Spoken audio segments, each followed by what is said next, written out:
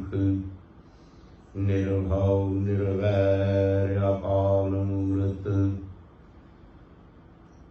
आयुनि सैभं गुरु प्रसाद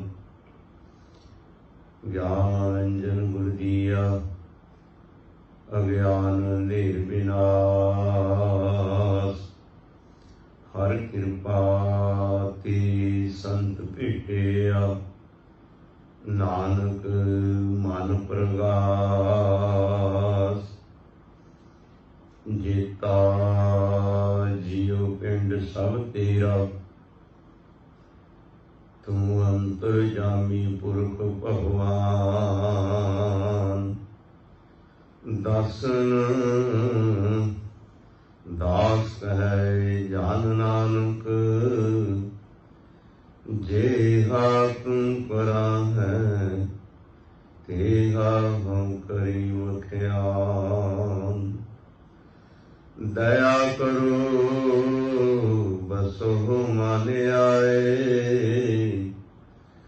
मोहे निर्गुण लीजै लड़ लाए दया करो बसो मन आए मोहे निर्गुण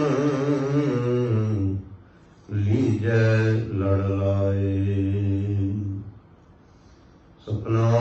सतनाम श्री वाहिगुरु साहिब जी सलोक महला तीजा भै विच जमै भै मरै भी भाव मन न होई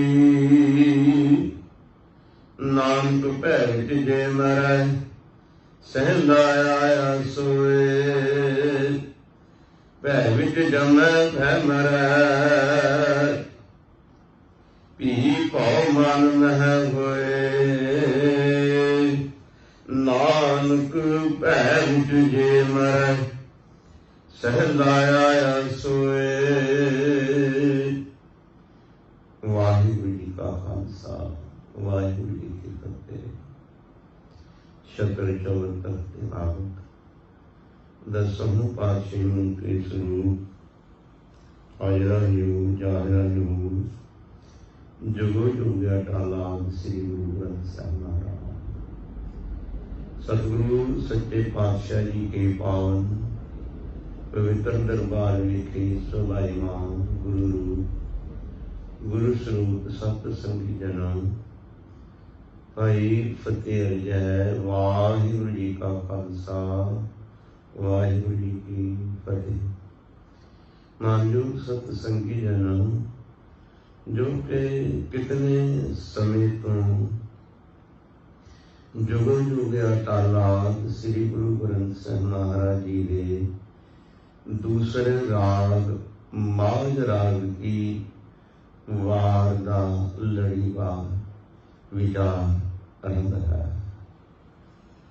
लड़ी मुताबिक अज माझ की वार की 25वीं पौड़ी का विचार करद है। 25वीं पौड़ी के पहले श्लोक का आप जी ने मूल पाठ श्रवण किया है जी।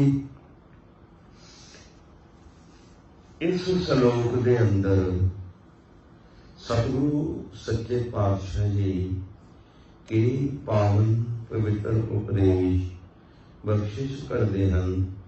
आप श्रवण करो जी।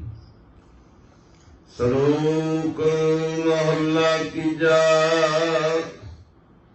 भै विच जमै भै मरै भी भाव मन न होई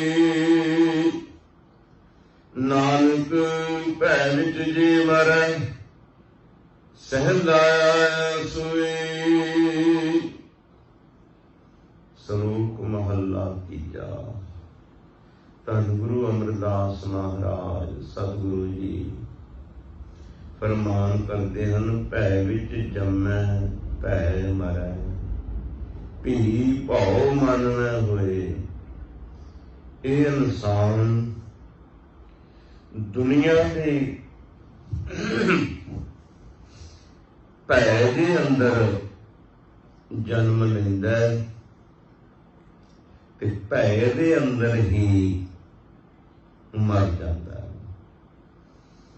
भय डर सारे ब्रह्मांड नूं है, हर एक नूं डर है।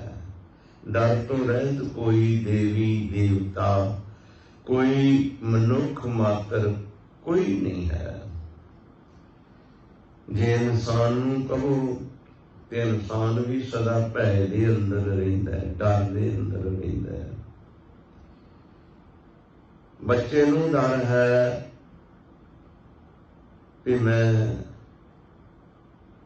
बीमार ना हो जाऊं, नौजवान नूं डर है मेरी जवानी ना चली जाए, मैं बूढ़ा ना हो जाऊं। अक्सर आपां वेखदे हां इस भै दे मारे लोग ते असीं किते बूढ़े ना दिसीए अपने आप नूं भुलेखे विच रख लैंदे ने। केस काले करने ये भै दे डर दे सहत ही है कि मैं बूढ़ा ना लगा, मैं जवान लगा। पर जिस वेले शरीर जवानी तो तपदा है, बुढ़ापे का पहरा आउंदा है, ते फिर शरीर दे अंदर ये सारे काम वरतने कुदरती खेल है। इंसान अपने आप नूं जितना मर्जी इन्हां चीज़ां तो बचा लवे, ये चीज़ां आउणियां वास्तव दे अंदर। ये चीज़ां एक साडे संसार तो जाण दे सानू मैसेज ने। कहते भी एक किसी बंदे दा रब नाल दोस्ती प्यार हो गया, गल्लां करते कहन लगा कि तुसीं कहने हो कि हे वाहिगुरू, हे अल्लाह, हे खुदा, हे राम, इस संसार नूं सारिआं ने छड्ड के जाना है, मरना पैना है, मैं भी फिर मरना है, तेरी मेरी दोस्ती है। रब नूं कहन लगा कि जदों मेरा अंतिम समा आना होवे ते तेरी मेरी दोस्ती का लाभ की है, मैनू तू सुचेत कर दे, मैनू दस दे। कहन लगे रब कहंदा ठीक है, मैं दस देवांगा। ठीक है, समा लंघदा गया। हुण इस इंसान की निगाह घटनी शुरू हुई। इसने चश्मा है निकलवा ली, निगाह बनवा ली। दंद टुटने शुरू हो गए समय दे नाल, दंद होर नवें लवा लए। केस काले सी चिट्टे होण लग पए, केस काले करन लग पिया। कन्नां तो सुनना बंद होण लग पिया। इन्हें होर कोई यतन कर लिया सुनने का। फिर इस इंसान नूं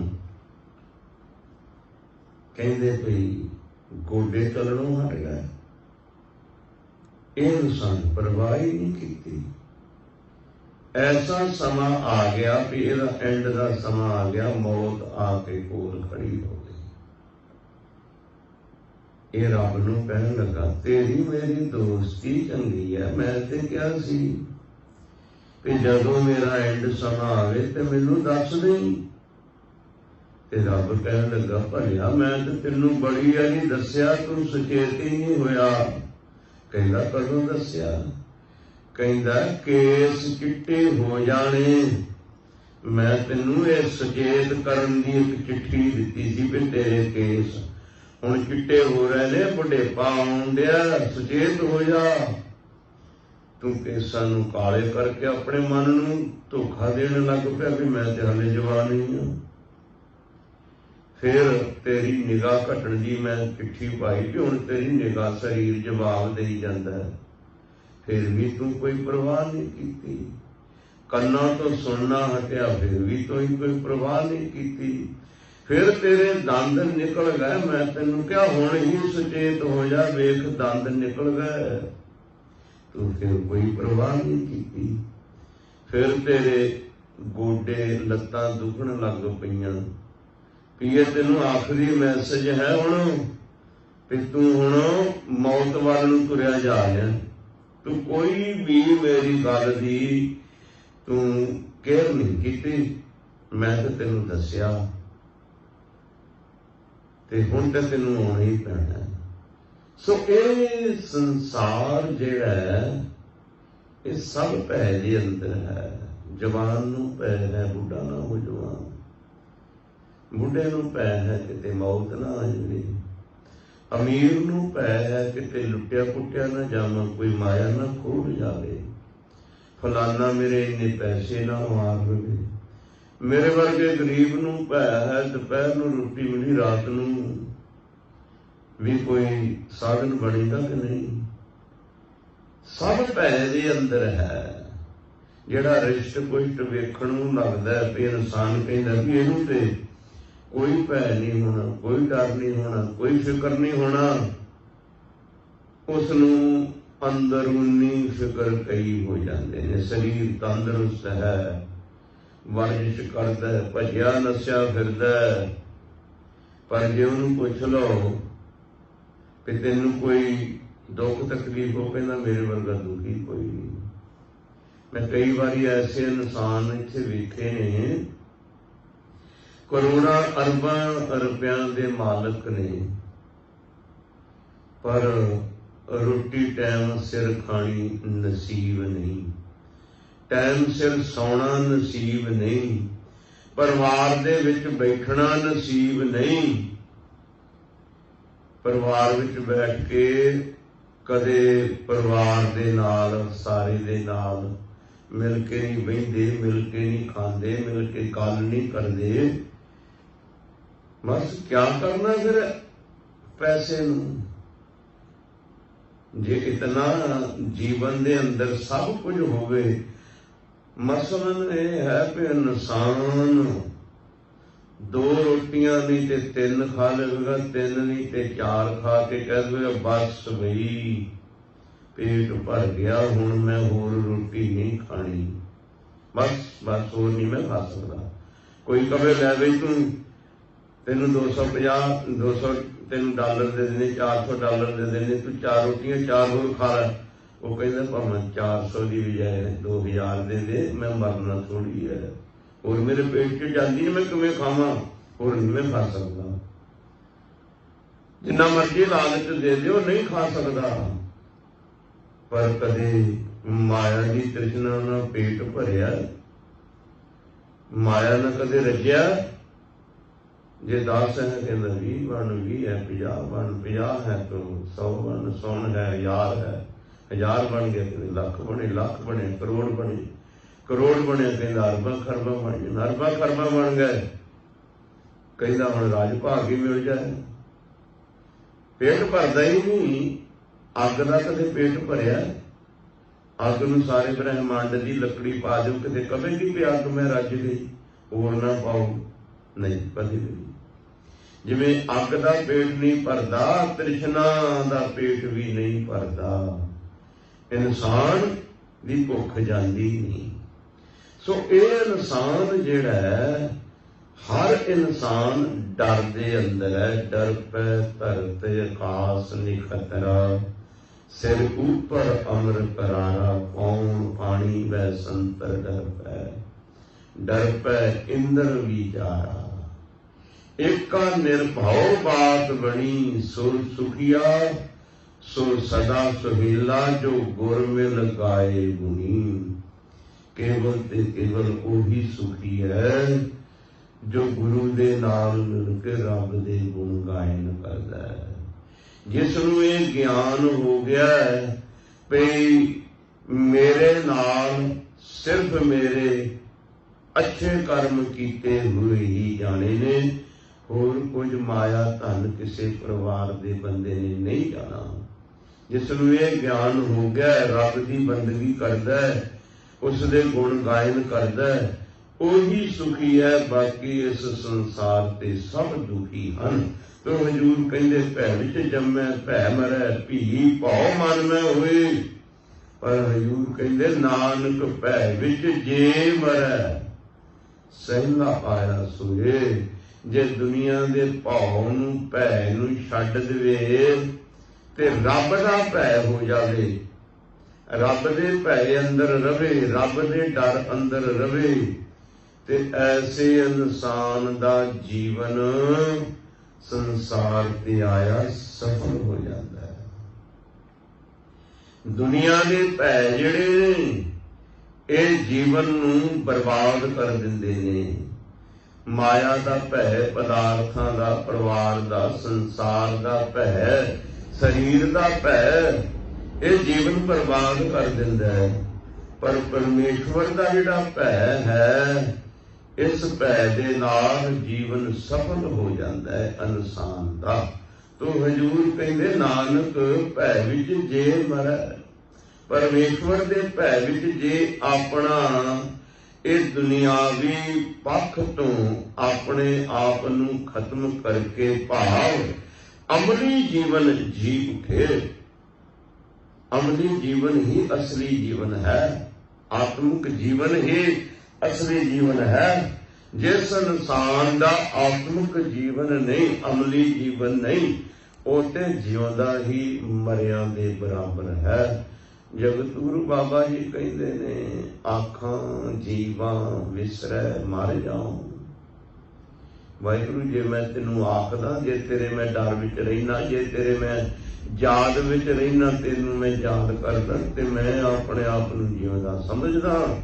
ਜੇ ਮੈਂ ਤੈਨੂੰ ਭੁੱਲ ਜਾਣਾ ਤੇ ਮੇਰੀ ਆਤਮਿਕ ਮੌਤ ਹੋ ਜਾਂਦੀ ਹੈ।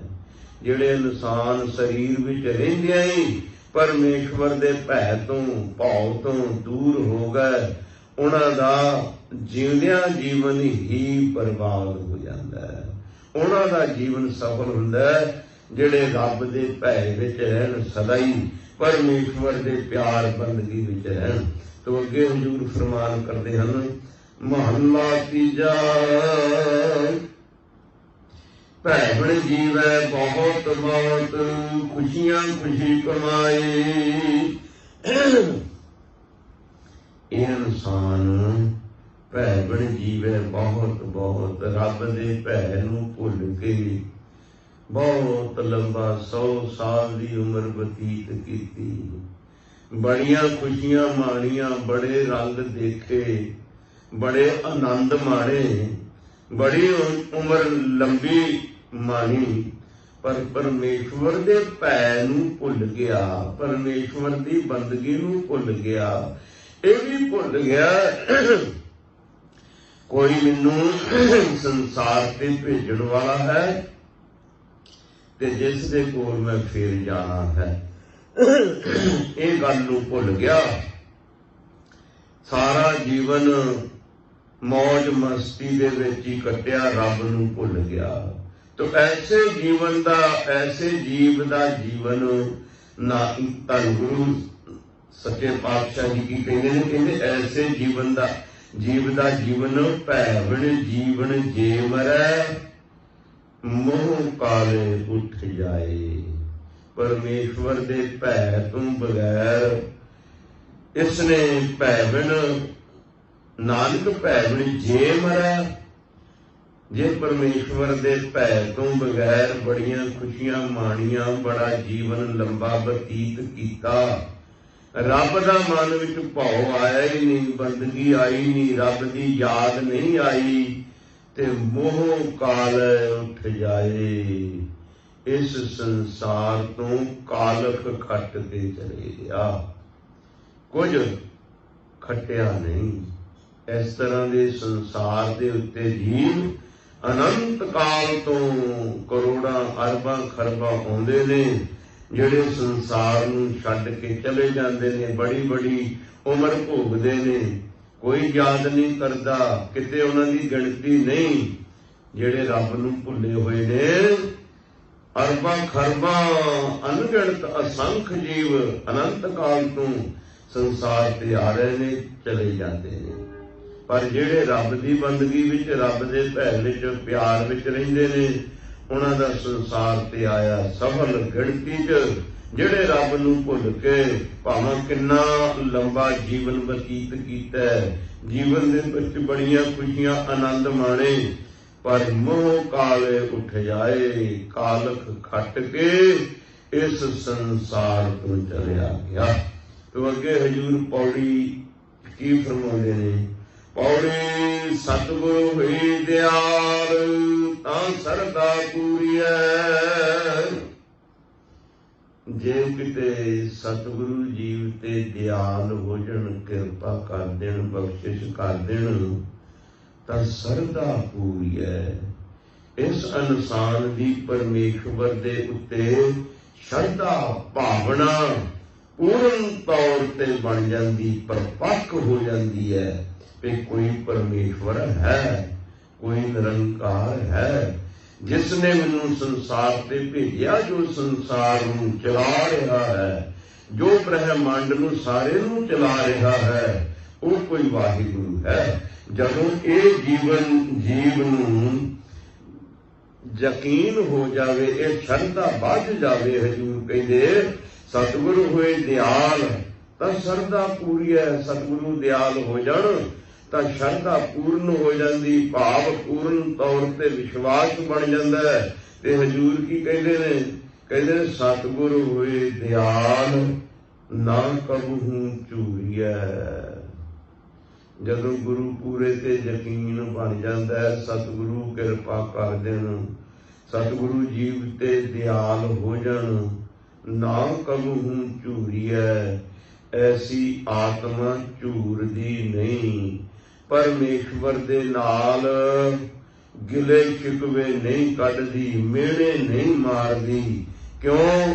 ਗੁਰੂ ਦੀ ਕਿਰਪਾ ਦੇ ਨਾਲ ਉਸ ਦਾ ਮਨ ਗਿਆਨ ਹੋਣ ਕਰਕੇ ਉਸ ਨੂੰ ਇਹ ਸਮਝ ਲੱਗ ਰਹੀ ਹੈ ਵੀ ਜੋ ਕੁਝ ਵਰਤ ਰਿਹਾ ਸਭ ਤੇਰਾ ਭਾਣਾ, ਜੋ ਕੁਝ ਵਰਤੇ ਸੋ ਤੇਰਾ ਭਾਣਾ। ਹੁਕਮੈ ਅੰਦਰ ਸਭ ਕੋ, ਬਾਹਰ ਹੁਕਮ ਨ ਕੋਏ।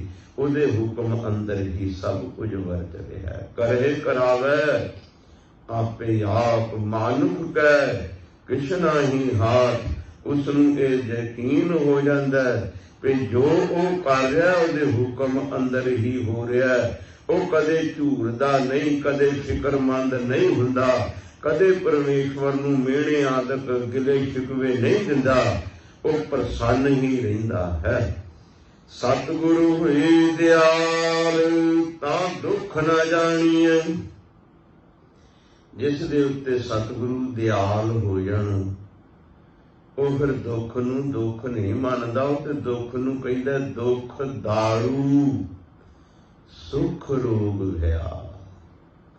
ਉਹ ਤੇ ਫਿਰ ਦੁੱਖ ਨੂੰ ਦਾਰੂ ਮੰਨਦਾ। ਦਾਰੂ ਭਾਵ ਦਵਾਈ, ਮੈਡੀਸਨ ਕਾਹਦੇ ਵਾਸਤੇ ਹੁੰਦਾ? ਰੋਗ ਨੂੰ ਦੂਰ ਕਰਨ ਵਾਸਤੇ। ਦੁੱਖ ਦਾਰੂ ਤਾਂ ਹੈ ਜਦੋਂ ਦੁੱਖ ਆਉਂਦਾ ਤੇ ਇਨਸਾਨ ਭੁੱਲਿਆ ਹੋਇਆ ਵੀ ਪਰਮੇਸ਼ਵਰ ਨੂੰ ਯਾਦ ਕਰ ਲੈਂਦਾ, ਭੁੱਲਿਆ ਹੋਇਆ ਵੀ। ਤੇ ਸੁੱਖ ਰੋਗ ਹੋਇਆ, ਸੁੱਖ ਦੇ ਵਿੱਚ ਰੱਬ ਭੁੱਲ ਜਾਂਦਾ ਹੈ। ਅਕਸਰ ਵੇਖਦੇ ਹਾਂ ਜਿਹੜਾ ਇਨਸਾਨਾਂ ਨੂੰ ਬਹੁਤ ਸੁੱਖ ਮਿਲ ਜਾਂਦੇ ਨੇ ਦੁਨੀਆ ਦੇ, ਉਹਨਾਂ ਦੀ ਨਜ਼ਰ ਵਿੱਚ ਮੇਰੇ ਵਰਗੇ ਗਰੀਬ ਬੰਦੇ ਇਨਸਾਨ ਹੀ ਨਹੀਂ ਲੱਗਦੇ ਉਹਨੂੰ। ਇਹ ਦੁਨੀਆ ਦੇ ਵਿੱਚ ਅਕਸਰ ਇਹ ਦੇਖਣ ਨੂੰ ਮਿਲਦਾ ਹੈ। ਜਿਹੜੇ ਇਨਸਾਨ ਨੂੰ ਬਹੁਤਾ ਧਨ ਪ੍ਰਾਪਤ ਹੋ ਗਿਆ, ਬਹੁਤੇ ਸੁੱਖ ਮਿਲ ਗਏ, ਉਹ ਕਹਿੰਦਾ ਇਨਸਾਨ ਤੇ ਮੈਂ ਹੀ ਹਾਂ ਦੁਨੀਆ ਤੇ, ਬਾਕੀ ਤੇ ਕੀੜੇ ਮਕੌੜੇ ਹੀ ਨੇ। ਸੋ ਹਜ਼ੂਰ ਕਹਿੰਦੇ ਨੇ ਦੁੱਖ ਦਾਰੂ ਹੈ, ਸੁੱਖ ਰੋਗ ਨੇ। ਤੇ ਹਜ਼ੂਰ ਕਹਿੰਦੇ ਨੇ ਜਿਹੜਾ ਤੇ ਵਾਹਿਗੁਰੂ ਕਿਰਪਾ ਕਰ ਦਿੰਦਾ ਉਹਨਾਂ ਨੂੰ ਦੁੱਖ ਨਹੀਂ ਲੱਗਦਾ। ਦੁੱਖ ਤੇ ਦੁੱਖ ਹੁੰਦਾ, ਉਹਨਾਂ ਦੀ ਆਤਮਾ ਬਲਵਾਨ ਹੋ ਜਾਂਦੀ ਹੈ। ਉਹਨਾਂ ਦਾ ਮਨ ਜਿਹੜਾ ਹੈ ਇਤਨਾ ਪਾਵਰਫੁੱਲ ਹੋ ਜਾਂਦਾ ਹੈ, ਉਹ ਦੁੱਖ ਨੂੰ ਛੋਟਾ ਜਿਹਾ ਸਮਝਣ ਲੱਗ ਪੈਂਦੇ ਨੇ। ਉਹਨਾਂ ਦੇ ਵਾਸਤੇ ਦੁੱਖ ਛੋਟੇ ਹੋ ਜਾਂਦੇ ਨੇ। जिन्हां दी आत्मा बलवान हुंदी है, जिन्हां ते वाहिगुरू दी किरपा हुंदी है, उन्हां दे भाणे दुख कुछ भी नहीं रहिंदे। जे कबीर जी नूं कहिंदे भी हाथी मोरे बन के पोटली बना के सुट दिओ, कबीर ने कदे हाल पा रहा थोड़ो पाई कि मैं मर जावांगा, कि मिहनत तरला थोड़ो कीता, कहंदे कोई गल ही नहीं, सिट दिओ। नामदेव नूं कहा गया मरी गऊं जिंदी कर दे, नहीं तो तेरी गर्दन ला देंगे। तैनू अंदर नामदेव नूं कारगर च पाता, जेल च पाता। नामदेव कहने लगा भी मैं तो कुछ कर ही नहीं सकता, इस वाहिगुरू की मर्जी है, मैं नहीं किसी मरे नूं जिंदा कर सकता, तू जो करना कर लै। उत्ते फिर परवाह ही नहीं करते। जिन्हां दे उत्ते वाहिगुरू की किरपा हुंदी है वो फिर परवाह नहीं करते, वो दुख नूं दुख नहीं समझते। वो जिथे दुख नूं दुख समझते वो कहते ने दुख सुख ये परमेश्वर दे बख्शे हुए। आपां पिछले श्लोक दे विच ये विचार करके आए हाँ भी हजूर पातशाह जी की कहते ने सुख दुख दोए कर कपड़े पहरे जाए मनुख। सुख भी ते दुख भी ये ते शरीर दे कपड़े ने, जिवें एक बदलिया दूजा बदलिया, गर्मी वाला छड्ड के सर्दी वाला पा लिया, सर्दी वाला छड्ड के गर्मी वाला पा लिया, ते शरीर दे कपड़े ने। दुख ये भी दात तेरी दातार, दुख नूं भी वो दात समझ के मानते ने। ते हजूर अगे की कहंदे ने, सतगुरु होए दयाल तां हर रंग वाणिया। जिस दे उत्ते सतगुरु दयाल हो जाण वो हर रंग परमेश्वर दे मलाप दा रंग आनंद खुशी मानते हैं। जिन्हां ते वाहिगुरू दयालु हो जावे उन्हां दा मन दुनियावी फिर दुख, दुनियावी संशे, दुनियावी मन नूं तकलीफां पाउणियां नहीं कर। इतना मन बलवान हुंदा उन्हां दा मन फिर सदा ही सुख दे विच रहिंदा है, आनंद दे विच रहिंदा है। तो हजूर अगे कहंदे ने सतगुरु होए दयाल तां जम का डर के हां। सतगुरु दयाल हो जाण फिर तां जम दे मौत दे डर नूं भी नहीं मनदे। वो मौत दे डर नूं भी कुछ नहीं मनदे। भाई मनी सिंह नूं हुक्म हो गया लाहौर दे सूबे दा कि बंद बंद कट दिओ। कट्टण वाला जलाल कहण लगा जिस वेले आके गुट दे उत्ते मारन लगा गड़ासा, भाई साहब कहंदे ओए भलिया तेरे मालक दा हुक्म है बंद बंद कटना। वो कहता बंद बंद ही कट्टन लगना, कहीं कट्टन लगा वो कहते बंद थोड़ी है। पहला उंगलों के चार बंद ने, फिर अगले उंगलों के चार बंद ने, फिर अगे उंगलों के चार बंद ने, चार उंगलों के 12 बंद ने। पहला इन्हों कट, फिर अंगूठे के 2 बंद बनते ने, फिर इन्हों कट, फिर गुट ते जामी। कि उन्हों का शरीर 5 भूतक नहीं सी, साडे वर्गा ही सी। जदों परमेश्वर की किरपा हो जाती है मौत का भय ते रहिंदा ही नहीं, डर रहिंदा ही नहीं। वो नहीं मनते मौत के डर नूं। वो कहंदे ने शरीर मिलिया एक दिन टुटना ही है, जिहड़ा भांडा घड़िया वो टुटना ते है। ते हजूर की कहंदे ने सतगुरु होए दयाल तां सद ही सुख देहा। जदों सतगुरु दयाल होण तां सदा ही सुख है। सतगुरु की किरपा दे नाल आत्मक तौर ते जीवन सुखी हो जाता है। सतगुरु होए दयाल तां नाम नित पाई है। जे सतगुरु दयाल हो जन नाम नित भाव 9 खजाने 9 निधां। कबीर दे 9 खजाने मन्ने गए ने। ਹਜੂਰ ਕਹਿੰਦੇ ਨੇ ਜੇ ਵਾਹਿਗੁਰੂ ਕਿਰਪਾ ਕਰੇ ਤਾਂ 9 ਨਿੱਧਾ 12 9 ਨਿੱਧਾ 18 ਸਿੱਧਾ ਇਸ ਨੂੰ ਪ੍ਰਾਪਤ ਹੋ ਜਾਂਦੀਆਂ ਨੇ। ਜੇ ਵਾਹਿਗੁਰੂ ਦੀ ਕਿਰਪਾ ਹੋ ਜਾਏ, ਸਤਿਗੁਰੂ ਹੋਏ ਦਿਆਲ ਤਾਂ ਨਾਮ ਨਿੱਧ ਪਾਈਐ। ਤੇ ਸਮਾਪਤੀ ਦੀ ਪੰਕਤੀ ਵਿੱਚ ਕੀ ਹਜੂਰ ਕਹਿੰਦੇ ਨੇ, ਸਤਿਗੁਰੂ ਹੋਏ ਦਿਆਲ ਤਾਂ ਸੱਚ ਸਮਾਈਐ। ਅਖੀਰ ਤੇ ਫੈਸਲਾ ਕਰਤਾ ਹਜੂਰ ਕਹਿੰਦੇ ਜਿਹਨਾਂ ਤੇ ਸਤਿਗੁਰੂ ਦਿਆਲ ਹੋ ਜਾਣ, ਜਿਹਨਾਂ ਨੂੰ ਸਤਿਗੁਰੂ ਆਪਣਾ ਭੈ ਤੇ ਭਾਉ ਬਖਸ਼ ਦੇਣ, ਉਹ ਇਨਸਾਨ ਫਿਰ ਸੱਚ ਪਰਮੇਸ਼ਵਰ ਦੇ ਵਿੱਚ ਲੀਨ ਹੋ ਜਾਂਦੇ ਨੇ। ਸਾਨੂੰ ਬੜਾ ਵੱਡਾ ਭੁਲੇਖਾ ਬਣਿਆ ਰਿਹਾ ਵੀ ਇਨਸਾਨ ਜਿਸ ਵੇਲੇ ਸਰੀਰ ਛੱਡ ਕੇ ਮਰ ਕੇ, ਸਰੀਰ ਤਿਆਗ ਕੇ ਫਿਰ ਵਾਹਿਗੁਰੂ ਵਿੱਚ ਲੀਨ ਇੱਕਮਿਕ ਹੁੰਦਾ ਹੈ। ਤੇ ਅਸੀਂ ਇਸ ਗੱਲ ਨੂੰ, ਭੁਲੇਖੇ ਨੂੰ ਪੱਕਾ ਕਰਨ ਵਾਸਤੇ ਤੇ ਅਸੀਂ ਏਦਾਂ ਦੇ ਕਈ ਗੱਲਾਂ ਵੀ ਰਚ ਲਈਆਂ।